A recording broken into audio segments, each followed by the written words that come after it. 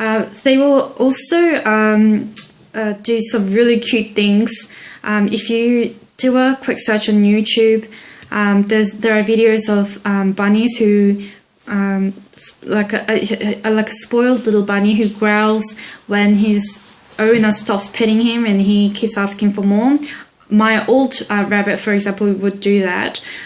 He would always, when he wanted a pet, he would slide his head under my hand to let me know that that's what he wanted.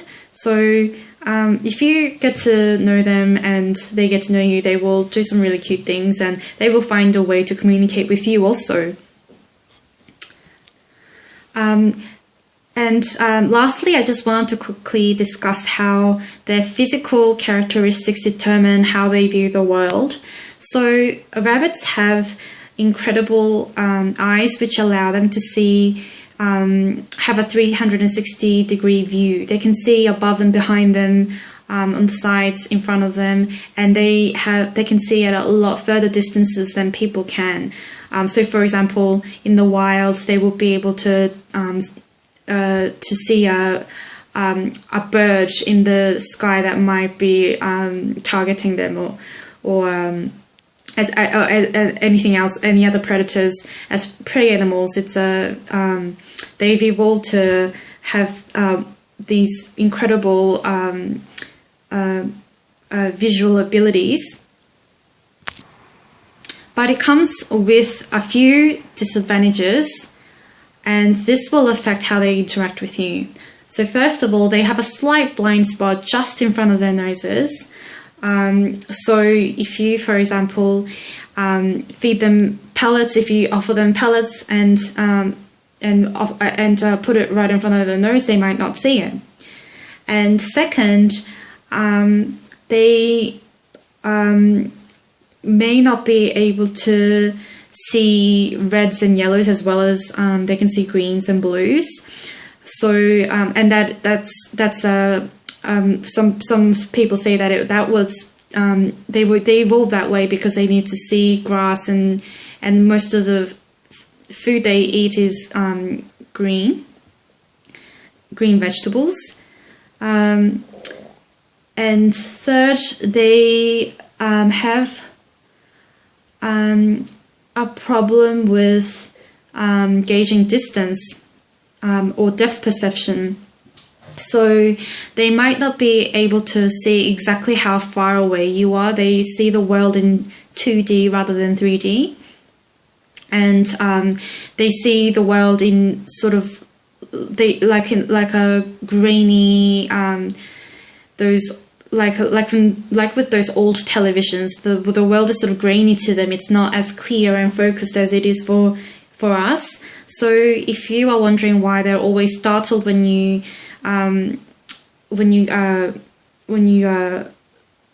appear to them, even though you might have bonded with them, it could be because they're just startled because they do all of a sudden a big unidentifiable object appears right in front of them, and it's sort of grainy, and they can't really see whether it's you or not, and they can't really see how far away you are. So that might be why, and so there's no reason to feel bad if they get startled to see you. And also keep in mind that they identify you through various different means, not only through their eyes, but also through the sound of your voice and through the way you move, and the way you walk, for example, and your size, etc. So, for example, if you're carrying a big heavy box and you're sort of wobbling, and then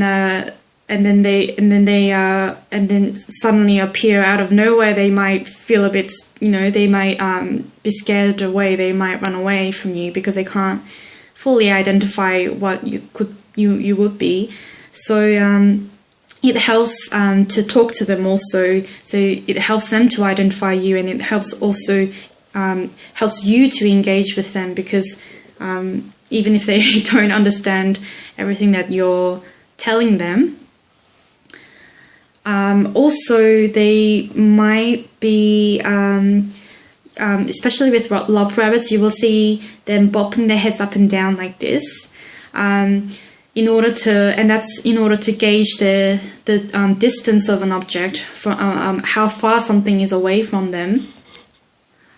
And this is because, and you can try this yourself, but if you bob your head up and down like this, and the object in front of you will have a less sort of, what's the word? It'll just move less. It'll seem to move less than objects that are further away from you. And in that way, they can gauge how far things are away from them. So that's another thing to note about bunny behavior. I think that's everything I wanted to cover. So just on a concluding note, if you want to understand your bunny better, I suggest that you Google some general cues and behaviors of bunnies just through quick research on Google, and also spend time with your individual bunny, especially in the first few weeks, as much as you can, and try to understand the personalities of your bunnies and how they, as individual bunnies, communicate and express their needs. Also, when you're trying to communicate what you want them to do, just keep in mind how they view the world in order to convey your message clearer for them. They're not dogs, they're not cats. They might not understand you, for example, if you clap at them, like as you do with dogs, call them to come over, they might not respond to that as well.